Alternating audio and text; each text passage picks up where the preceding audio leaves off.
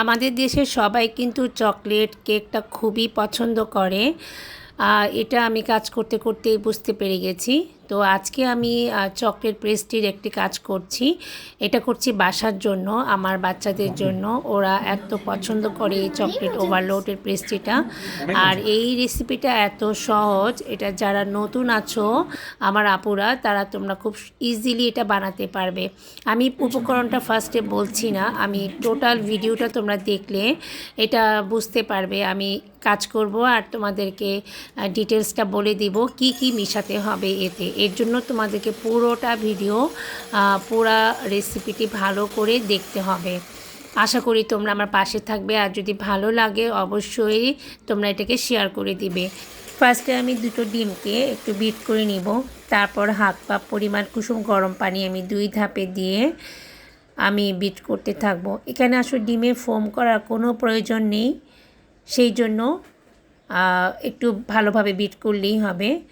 এবার আমি একটা বাটার মিল্ক তৈরি করব। বাটার মিল্কটা আমি একটু কুসুম গরম পানিতে 3 টেবিল চামচ করে গুঁড়া দুধ আর হাফ কাপ থেকে একটু কম বাটার আর একটু ভিনেগার দিয়ে আমি একটা বাটার মিল্ক অ্যাড করেছি।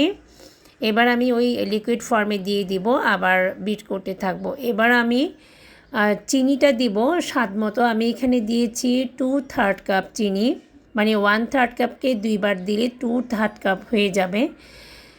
তারপর ওটা বিট করার পর এবার আমি কিছু কুকিজের গুঁড়ো অ্যাড করব। কুকিজটা দিচ্ছি এই জন্য এতে কেকের টেস্টটা খুব ভালো আসে। আমি কয়েকবার বানিয়ে দেখেছি কুকিজটা অ্যাড করলে কেকের টেস্ট আর টেক্সচারটা খুব ভালো আসে। এটা যে কোনো কুকিজ দিলেই হবে, জাস্ট হাফ কাপ পরিমাণ কুকিজের গুঁড়ো করলেই হবে। এবার আমি শুকনো উপকরণের মধ্যে 1/3 কাপ ময়দা দিচ্ছি, 2 টেবিল চামচ কোকো পাউডার আর আরেক টেবিল চামচ ডার্ক কোকো পাউডার। একটা লাইট একটা ডিপ, 2 ধরনের কোকো পাউডার দিলে এটার টেক্সচারটাও খুব ভালো আসবে। যদি যাদের কাছে ডার্কটা না থাকবে যে কোনো একটা কোকো পাউডার অ্যাড করলেও হবে। আর হাফ স্পুন বেকিং পাউডার।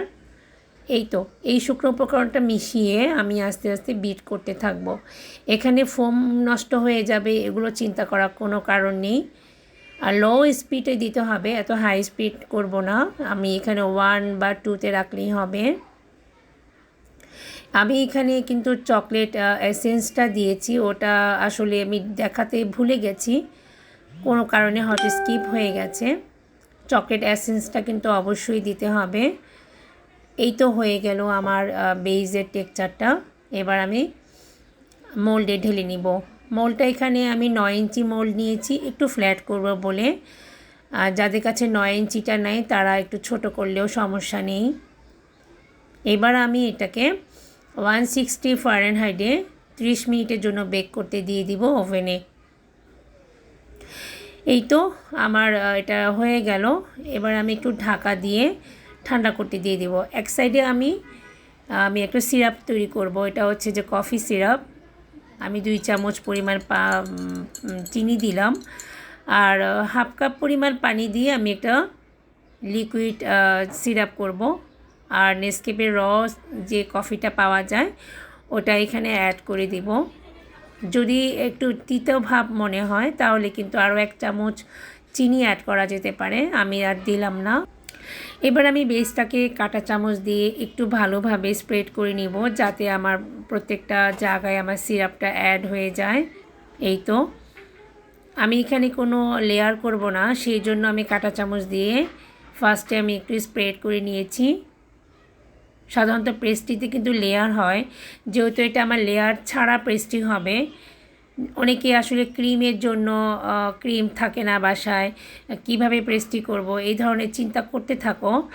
আমি সেই জন্য সেই আপুদের জন্য আমি সহজভাবে ক্রিম বিটিংয়ে কোনো প্রয়োজন নেই, জাস্ট গানাশ দিয়ে কিন্তু আমরা পেস্ট্রি করতে পারি এবং এতটা টেস্টি হয়। এটা না করলে বা না খেলে বুঝতে পারবে না তোমরা।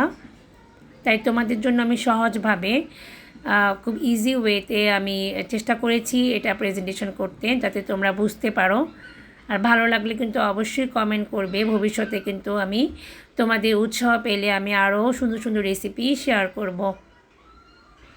এবার পুরোটা বডিতে আমি গানাশটা দিয়ে দিচ্ছি। ভালো কথা, গানাশটা করেছি কিন্তু হাফ কাপ হুইপিং ক্রিম দিয়ে, আর চকলেটটা দিয়েছি 1 কাপ পরিমাণ। যাদের কাছে চকলেট একটু কম থাকবে তারা হাফ কাপ দিলেও পারবে, তবে চেষ্টা করবে একটু 1 কাপ পরিমাণ চকলেটটা। আমি আসলে গ্রামটা বললাম না, অনেকের কাছে হয়তো মেজারমেন্ট স্কেলটা নাই, সেজন্য আমি 1 কাপ পরিমাণ যে কোনো চকলেট, কিটক্যাটটা হলেও হবে। তোমাদের সহজভাবে বোঝানোর জন্য বলে দিচ্ছি, আমি তো আর কিটক্যাট দিইনি, আমি দিয়েছি আমরা যে ধরনের চকলেট দিয়ে কাজ করি সেটা। ব্লুবেল দিতে পারো, ব্লুবেল দিয়েও কিন্তু সুন্দর গানাশ হয়ে যাবে। এই তো আমি আমার পছন্দ মতো করে কেটে নিলাম।